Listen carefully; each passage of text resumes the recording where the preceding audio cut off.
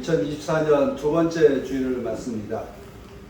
새해 들어와서 계획했던 일들이 잘 진행되고 있습니까?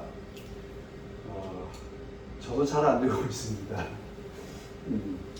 계획을 세울 때 마음이 아마 흐트러지고 있는 결과가 아닌가 싶습니다. 그런 점에서 우리가 마음을 새롭게 한다라고 하는 것은 아마 우리의 삶을 새롭게 한다라고 하는 것으로 이어져 가는 게 아닌가 싶습니다. 오늘 주어진 본문 말씀들이 있는 것들에 대해서 지금 현재 우리가 생각하고 있는 것들이 과연 어떠한 것인가, 그리고 그에 대해서 우리의 해석은 어떠한가를 돌아보게 하는 말씀들입니다. 우리가 살다 보면 우리가 계획했던 일들이 이루어지지도 않고 또 실패할 때가 많이 있습니다. 그런데 길게 이렇게 돌아보면 우리가 생각했던 것 그대로 이루어진 건 아니지만 그런 방향으로 가고 있다라고 하는 것을 깨닫습니다. 그래서 실패해 보이지만 길게 흐른 다음에 그것이 이루어진 것을 볼 때마다 참 나의 능력으로 된 것이 아니라 다른 힘들에, 그래서 우리는 그것을 주님의 은총이라고, 주님의 은혜라고 고백합니다. 우리 그 신앙의 선배들이 남긴 회고록들을 보면 거기에 다 주님의 은혜였습니다. 주님의 은총으로 우리가 이렇게 살았습니다 라고 하는 이런 감사를 고백하는 것으로 귀결된 것을 볼 수 있습니다. 표현은 달라도 예수님, 그러니까 우리들의 능력보다 더 많은 것을 이제 받고 살고 있다고 하는 것을 깨닫고 감사하는 그런 회고록을 볼 수 있습니다. 우리가 나이가 들어서 우리의 삶을 돌아보면서 깨닫는 것이 아니라 우리가 하루하루 삶을 살아가면서 또 한 해를 또 돌아보면서 우리의 삶이 어떠했는가를 성찰해 본다면 그것이 아마 우리 삶의 축적이 되어서 우리 삶이 축적되면서 우리의 삶이 더 값어치 있게 되지 않겠나 생각합니다. 최근 우리는 이 땅에 정말 그 평화가 이루어지기를, 또 그리고 우리들이 존중받는 민주주의 사회가 이루어지기를 기도하고 있습니다. 그리고 재난 참사로 인해서 고통받는 우리의 이웃들이 위로받게 되기를 기도하고 있습니다. 무엇보다 우리 젊은 세대가 희망을 찾아갈 수 있게 되기를, 우리 사회는 비전이 있다, 기쁨이 있다, 이렇게 하면 뭔가 이루어질 수 있다라고 하는 그런 희망을 발견할 수 있게 되기를 이제 기도하고 있습니다만, 지금 현재 가고 있는 현실은 그것과 전혀 다른 방향으로 가고 있다라고 생각합니다. 전쟁은 멈추지 않고 오히려 전쟁은 확대되고 침략자들이 승리해가는 그런 모습을 보게 됩니다. 우크라이나 전쟁을 보면 약소국인 우크라이나가 강대국 러시아의 그 탱크와 군합발에 진이겨가고 또 땅을 이제 영원히 회복하기 어려운 상황으로 땅을 빼앗기고 수많은 국민들은 전쟁에서 희생당하는 모습을 봅니다. 그리고 팔레스타인에서도, 중동에서도 약자들이 고통당하고 있는 현실을 우리가 보고 있습니다. 그럴 때마다 우리는 낙담하죠. 정말 이 땅에 정의가 있는 것일까? 희망이 있는 것일까? 라고 하는 그런 회의가 우리를 감쌀 때가 너무 많이 있습니다. 그러나 한편으로는 우리의 역사를 크게 돌아보면 그래도 여전히 강자들이 좌지우지하는 세상에서 그래도 약자들의 목소리와 그리고 삶의 여지가 더 넓혀져 가고 있고 커져가고 있는 것을 볼 수 있습니다. 그런 점에서 정말 우리가 큰 흐름으로 바라보면서 내 삶을, 나의 그 위치를 어떻게 지울 것인가에 대해서 자리매김할 것인가를 돌아보게 됩니다. 우리는 지금 내가 나 된 것은 나의 능력만으로 된 것이 아니다. 그리고 지금 현재 내가 그리스도인으로 살고 있는 것도 나의 믿음대로, 나의 고백으로 인해서 되었다기보다 하나님께서 나를 부르시고 나를 이끌어 주셨다라고 하는 그 고백 위에 세워져 있습니다. 오늘 사무엘서의 말씀도 하나님께서 사무엘을 부르십니다. 그런데 어디에 있을 때요? 엘리의 집에, 제사장 엘리의 집에 거하고 있을 때, 머물고 있을 때 그를 불렀다라고 하는 것입니다. 그런데 그 주님께서 부르신 이야기를 오늘 이제 그 요한복음에도 나타나 있고, 그리고 고린도전서에서도 하나님께서 우리를 부르실 때에 부르셔서 우리를 거룩한 영으로 함께 해주신다라고 하는 약속의 말씀들로 이어져 가고 있습니다. 우리가 주님께서 우리를 부르시는 건 내가 뛰어나거나 능력이 놀라운 것을 보여주었기 때문이 아니라 하나님께서 우리를 판단하시고 우리를 부르셨고, 그리고 우리들에게 귀한 선물을 주셨다라고 하는 이런 그 말씀으로 이어져 간다고 할 수 있습니다. 사무엘 그 어린 그 소년이 무슨 위대한 일을 많이 했길래 하나님께서 그를 귀하게 여기셨겠습니까? 그의 공로에 대한 것보다 하나님께서 택하셔서 그를 부르셨다라고 하는 말씀을 우리가 기억해야 합니다. 우리가 하나님 은혜 가운데 살아가고 있는 것은 나의 공로가 아니라, 나의 능력이 아니라 하나님께서 나를 택하시고 나에게 좋은 것으로 주셨다라고 하는 그 고백입니다. 그래서 우리는 그것을 하나님께서 나를 부르시고 하나님의 자녀로, 하나님의 자녀임을 깨닫게 해주시는 것 모두 다 하나님의 은혜라고 고백합니다. 그래서 곧 하나님의 선물이라고 하는 말입니다.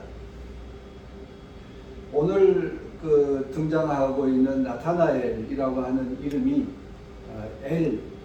나타나엘, 하나님께서 주셨다, 주셨다라고 하는 단어입니다. 그래서 좀 그 성경에 보면 등장하는 사람들의 이름을 통해서 우리들에게 뭔가 전하려고 하는 말씀이 있습니다. 저는 그런 점에서 우리가 부르심을 받고 우리가 거룩해져 가고 있는 것은 우리의 공로가 아니라 하나님께서 주신 선물이다라고 하는 그런 맥락의 말씀을 드리고 싶습니다. 여러분, 그 김춘수 시인의 꽃이라고 하는 시가 아주 유명하죠. 내가 그의 이름을 불러주기 전에는 그는 다만 하나의 몸짓에 지나지 않았다. 내가 그의 이름을 불러주었을 때 그는 나에게로 와서 꽃이 되었다. 아마 이 구절 때문 같아요. 내가 그의 이름을 불러주었을 때 그는 나에게로 와서 꽃이 되었다. 그리고 내가 그의 이름을 불러준 것처럼 나의 이 빛깔과 향기에 알맞은 누가 나의 이름을 불러다오 그에게로 가서 나도 그의 꽃이 되고 싶다. 그래서 우리가 서로 불러주고 부름 받았을 때 누군가 나를 알아주고 나를 귀하게 여겼을 때 나는 그에게 꽃이 되고 또 그도 나에게 꽃이 되는 이런 과정을 말하고 있습니다. 시인의 마음이나 이런 걸 우리가 다 알지 못해도 이 구절을 통해서 아마 우리가 주님께서 나를 불러주신 것에 대한 그 기쁨, 그리고 주님께서 나를 알아주신 것에 대한 감사의 마음으로 이 시를 읽어갈 수 있다고 믿습니다. 주님께서 나를 불러서 꽃처럼 아름다운 존재로, 하나님의 거룩한 존재로 불러주셨다. 그래서 나도 하나님에게 꽃이 되고 싶은 마음이 아닐까 싶습니다. 오늘 요한복음서의 말씀은 예수님께서 제자들을 만나는 장면입니다. 그런데 이제 다른 복음서에서는 예수님께서 그들을 불러서 나를 따르라 라고 하시는 장면인데, 요한복음은 좀 바꿔서 그들이 찾아와서 만나는 과정으로 이렇게 되어 있습니다. 아마 이 이야기를 서로 이렇게 바꿔서 자리매김해 주는 것은 아마 요한복음에 기록하신 분의 신학적인 생각이 담겨 있기 때문입니다. 우리도 그렇지 않습니까? 하나님께서 나를 불러주셨다라고 하는 것보다 내가 누군가의 인도함을 받아서 하나님께 나아왔다, 예수님 앞에 나아왔다라고 하는 생각을 갖고 있습니다. 그럴 때 주님께서 나를 만나주셔서 나로 하여금 변화시켜 주셔, 그래서 하나님의 자녀로서 삶을 일깨워 주셨다라고 하는 우리들의 삶의 방향을 요한복음의 기록자도 그렇게 받아서 제자들이 주님을 찾아와서 주님께서 그를 만나주시고 그를 제자 삼아주셔서 변화시켜 주신 이야기로 이어가고 있는 것으로 보여집니다. 베드로와 안드레, 빌립, 나타나엘이 예수님을 만나는 장면입니다. 그래서 동생 안드레가 형 시몬에게 전하고 또 빌립이 나타나엘에게 전합니다. 그런데 이 등장하는 첫 번째 제목을 보면 베세다라고 나와 있죠. 그들이 사는 고향이 베세다입니다. 베사이다라고 하는 건데요. 벳이 이제 집이라고 하는 뜻인데 이 집은 어부의 집, 고기의 집, 어부의 집이라고 하는 뜻입니다. 그러니까 지금 이제 베드로와 안드레 그리고 이 사람들이 전부 다 갈릴레 호숫가에 살던 사람들이고 그들이 어부였다는 우리가 잘 알고 있잖아요. 그래서 아마 이들의 집 그 사는 동네를 베사이다 어부들이 사는 동네라고 하는 집입니다.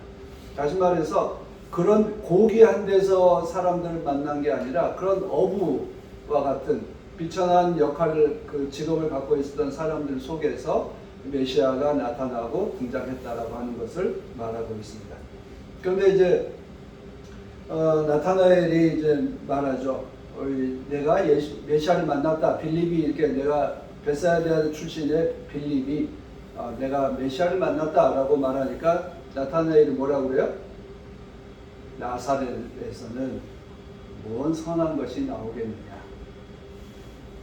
나사렛 출신 메시아는 있을 수 없다.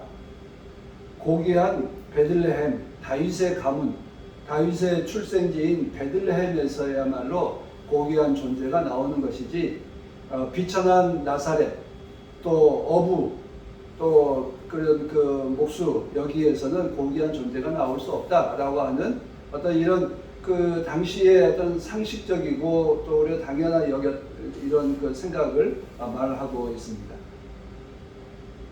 그런데 그 요한복음은 언제 쓰여졌죠?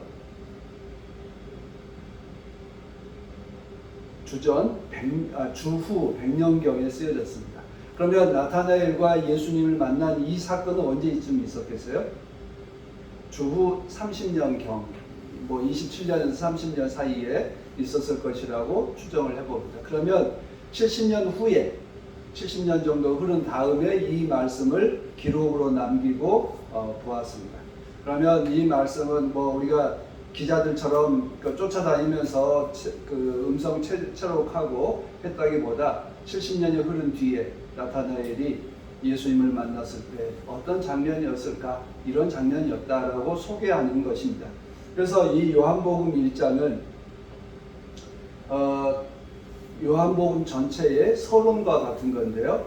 50절과 51절 말씀을 한번 보십시오. 나타나엘을 만나서 어떤 일이 일어난다고 말씀하시죠? 너는 더 큰 일을 볼 것이다.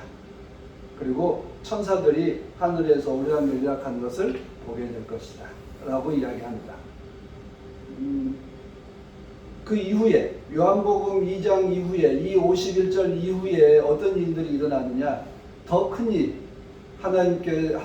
예수님께서 나사렛 출신, 네가 말했던 그 나사렛 출신에서 예수가 한 일을 보게 될 것이다 라고 하는 맥락입니다. 주님께서 제자들을 부르신 것은 예수님께서 하시는 일의 목격자가 되는 것이고 또 그 목격자로서 증인이 되는 것이고 증인으로서 실천하는 사람이 될 것이다 라고 하는 말입니다. 성서에 보면 목격자라고 하는 단어하고 증인이라고 하는 단어와 순교자라고 하는 단어가 모두 다 한 단어입니다. 그래서 본 사람이 증언하고 증언한 사람이 자기를 실천할 것이다 라고 하는 이야기입니다. 우리가 예수께서 하신 일을 본 사람, 그리고 그 사람이 그의 증인이 되고, 그리고 증인한다라고 하는 것은 그의 삶을 걸고 하는 것이다, 순교하는 것이다, 실천하는 것이다 라고 하는 맥락으로 이어져 가고 있습니다. 예수님께서 주님의 제자가 되는 것에 대해서 의무와 어떤 부담이 아니라 더 큰 일을 보는 사람, 그리고 야곱의 꿈이 그거죠. 그 베델에서 이루어진 게 뭐죠? 천사가 오르락내리락하는 것을 보고 거기가 그 베델이다라고 했던 그 야곱이 이스라엘이 된 거죠. 나중에 이스라엘이라고 한 이름으로 바꿔주었는데, 그런 점에서 오늘 이 나다나엘에게 저 사람 참 이스라엘 사람이다 라고 이야기하고 야곱의 꿈을 이야기해 주는 것도 모두 다 야곱이 이스라엘이 된 것처럼 너도 이 꿈을, 야곱이 꾸었던 꿈을 보고 참 이스라엘 사람이 될 것이다 하는 이런 말씀을 주고 있는 것입니다. 그래서 주님의 제자들을, 요한복음에서는 주님의 제자들을 나타나엘, 엘이 주신 선물, 하나님께서 주신 그 선물 받은 사람이라고 하는 그 이름을 통해서 주님의 제자들의 대표로서 나다나엘을 등장하고 있습니다. 나다나엘은 주님의 12제자 이름에도 좀 들어있지 않는데, 성서에서는 바돌로메가, 그러니까 후대 신학자들은 바돌로메가 예수님의 그 제자인 나다나엘 것이다 라고 이렇게 추측하고 있습니다. 그래서 지금 하나님께서 주신 선물로 제자가 되었고, 하나님께서 주신 선물을 본 나다나엘과 제자들이 주님의 더 목격자, 증인, 실천하는 사람이 될 것이다 라고 하는 것을 말하고 있습니다. 그런 점에서 우리가 하나님 나라 운동의 참 증언자로 참여하는 것에 대해서 우리는 매우 기쁘게 생각하고 의무가 아니라 기쁜 일이다, 하나님이 주신 선물이다 라고 하는 새로운 생각에 발상의 전환을 하라고 하는 것입니다.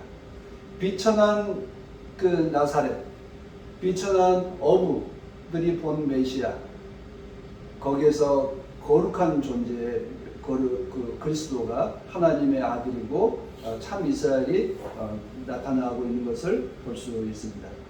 우리는 주님의 제자들이 하나님의 선물을 받고 어떻게 살았는지를 잘 알고 있습니다. 주님의 증언자로서, 그리고 주님의 말씀을 행하는, 실천하는 사람으로, 그리고 그 실천하는 일에 자기의 삶을 걸었던 순교자로서의 삶을, 헌신하는 자로서 삶을 살았던 것을 볼 수 있습니다. 그런데 지금 현재 2000년 흐른 지금 하나님의 선물을 받은 우리들은 어떻게 살고 있습니까? 우리는 주님을 메시아요 그리스도라고 전하며 살고 있습니까? 우리는 나사렛에서, 비천한 곳에서 고귀한 존재가 태어날 것이다 라고 하는 걸 믿으며 살고 있습니까? 우리는 늘 그의 태어난 것이 곧 그를 성격 지우고 있다, 규정하고 있다라고 하는 신분제론에 사로잡혀 살고 있지는 않습니까?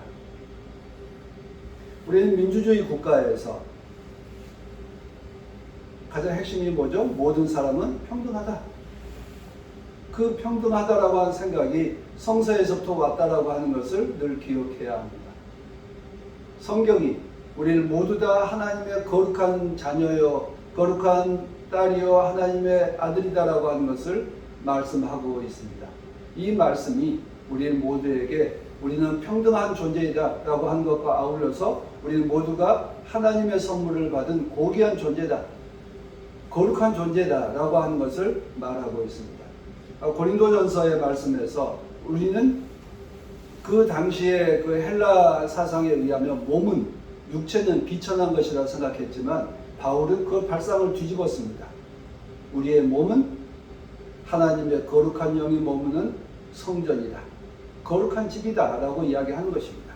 그래서 무엇이 비천하고 무엇이 거룩한가에 대한 생각을 바꿔주고 있습니다. 그런 점에서 오늘 우리들이 세상을 살아갈 때에 우리들 눈에 비천한 존재로 보이는 사람, 우리 눈에 하찮은 것으로 보이는 그 존재들이 하나님의 사랑이, 하나님의 영이 머무는 사람이요, 또 하나님께서 함께 만든 거룩한 피조물이라고 하는 것을 생각해야 한다는 것입니다. 오늘 이 빌립은 나사렛 출신 요셉의 아들 예언자, 그 강조하고 있는 것이 빌립이 말하고 있는 게 나사렛 출신 요셉의 아들 예수. 성경에 보면 요셉의 아들이라고 하는 용어는 거의 나오지 않습니다. 근데 왜 이렇게 썼을까? 흔히하게서 그냥 그 우리 주변에 보여지는 그저 그런 사람인 예수가 하나님의 아들이요 메시아이다라고 하는 고백입니다. 그리고 나타나엘도 그 고백을 보고 예수님을 만나서 말씀합니다. 아마 이 빌립의 고백이 아마 우리들의 고백으로 이어져 온 것이죠. 빌립이 권했던 이 나타나엘은 뭔가 좀 삐딱한 사람이에요. 그래서 대놓고 이야기합니다. 나사렛에서 뭔 선한 것이 나오겠느냐? 난 너의 말을 신뢰하지 않는다. 그런데 네가 말하니까 한번 만나러 가보겠다라고 하는 삐딱하면서도 빌립에 대한 신뢰를 갖고 있는 매우 참 독특한 사람이라고 말할 수 있습니다. 주님은 나다나엘을 만나서 칭찬합니다. 보라, 저 사람이야말로 참 이스라엘 사람이고 거짓이 없는 사람이다 라고 말합니다. 처음 만났는데 이렇게 칭찬하니까 나다나엘이 묻죠. 어떻게 나를 아십니까? 라고 묻는데요. 여기 우리는 어떻게라고 번역해서 how라고 생각하겠지만 how가 아니라 when입니다. 어디에서 나를 보셨어요? 어디에서 나를 아셨습니까? 라고 하는 대목이에요. 그래서 장소를 이제 묻는 건데 우리말로 이야기하면 언제 when이니까 언제 나를 보셨어요? 라고 하는 대목이에요. 언제 나를 보셨어요? 라고 하는 그 때를 이제 묻는 건데요. 이제 그걸 우리는 이제 전체 맥락에 맞게 어떻게 나를 아세요? 라고 하는 물음으로 이렇게 좀 변형해 놓았습니다. 그래서 언제 나를 보셨습니까? 그때는 어느 때? 참 좋은 때, 착한 일을 하고 있을 때, 내가 힘들고 어려울 때, 뭐 우리가 그 언제라고 이야기한 속에는 여러 가지 있지 않습니까? 그런데 이제 주님께서 그 나다나엘에게 대답합니다. 내가 무화과 나무 아래에 있을 때 보았다. 그래 이야기하는데 우리도 예수님하고 만났을 때 어떻게 예수님 나를 안다라고 이야기하시면 우리 뭐라고 물어볼까요? 내가 어떤 일을 하고 있을 때 나를 보셨습니까? 언제 나를 보셨습니까? 내가 착한 일을 하고 있을 때 나를 보셨습니까? 아니면 내가 엉뚱한 잘못한 일을 하고 있을 때 나를 보셨습니까? 또 여러분 내가 그 자랑을 하고 있을 때 나를 보셨습니까? 아니면 내가 힘들고 어려울 하고 있을 때 나를 보셨습니까? 여러분들 주님께서 언제 여러분을 보시기를, 언제 여러분을 만나보셔서 만나기를 원하십니까? 내가 좀 착한 일 하고 있을 때 만나면 얼마나 좋겠어요? 좀 잘한 일도 좀 하고 내가 참 뛰어나다고 잘하고 있다는 걸 좀 보시는 것도 좋겠고, 근데 또 한편으로는 내가 힘들고 어려울 때 나를 보셔서 나를 위로해 주시고 나에게 힘드시기를 원하고 있는 건 아니겠습니까? 저는 여러분들이 어떤 생각을 하십니까? 언제 주님께서 나를 찾아오셔서 내가 어떤 모습일 때 나를 보시기를 원하십니까? 가능하다면 내가 좀 힘들고 어려울 때 오셔서 나를 보시고 나에게 위로와 힘도 주시고 가능하다면 로또도 좀 맞춰주시고 해서 뭔가 나에게 그 신명나는 일이 좀 있게 해주시기를 원하지 않겠나 생각을 합니다. 그런데 주님께서는 나다나엘을 보았을 때 언제였다고요? 무화과 나무 아래에 있을 때 보셨다고 말씀하십니다. 그런데 이스라엘에서 무화과 나무는 마치 인도의 보리수 나무 같은 것이고 우리나라에 이야기하면 느티나무 같은 곳입니다. 그래서 우리 무화과 나무 하면 되게 작은 나무처럼 이제 알고 있지만 중동에서 무화과 나무는 굉장히 크고 10여 미터 이상 커가는 매우 큰 나무라고 합니다. 둘레도 높이도. 그래서 그만큼 큰 나무 아래에서 였기 때문에 랍비가 선생님이 제자들을 데리고 앉아서 가르치기도 하고 서로 이야기를 나누는 장소가 이 무화과 나무입니다.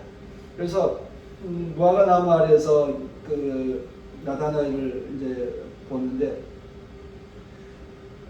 무화과 나무는 어떤 평화와 번영 그리고 주님의 말씀을 묵상하는 장소로 이렇게 되어 있어요. 돛 닦는 곳처럼 더운 날이니까 그늘 아래 앉아 있는 그런 모습입니다. 그래서 나다나엘이 무화과 나무 아래에 있었다라고 하는 건 결국 주님의 말씀을 율법을 묵상하고 있었고 평화와 번영을 기원하고 있었다라고 하는 맥락으로 상징적인 언어로 우리들에게 보여주고 있습니다.